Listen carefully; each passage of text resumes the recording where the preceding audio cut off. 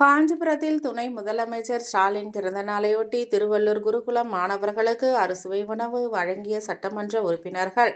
காஞ்சிபுரத்தில் துணை முதலமைச்சர் உதயநிதி ஸ்டாலின் பிறந்தநாள் விழா விமர்சையாக கொண்டாடப்பட்டது. அந்த வகையில் சின்ன காஞ்சிபுரத்தில் உள்ள திருவள்ளூர் குருகுலத்தில் உள்ள பெண் குழந்தைகளுக்கு அறுசுவை உணவு வழங்கும் நிகழ்ச்சி நடைபெற்றது.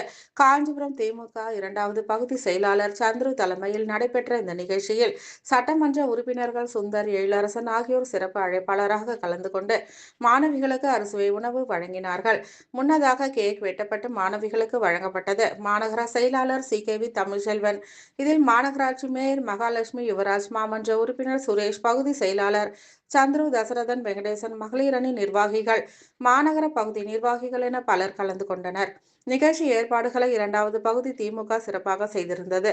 இதேபோல் 30வது வார்டு மாமன்ற உறுப்பினர் சுரேஷ் தலைமையில் 30வது வார்டுக்கு உட்பட்ட புண்ணிய கோட்டீஸ்வரர் கோவில் தெரு அருகில் கட்சி கொடியேற்றி ஏழை எளிய மக்கள் பயன்பெறும் வகையில் அன்னதானம் மற்றும் இனிப்புகள் வழங்கப்பட்டது.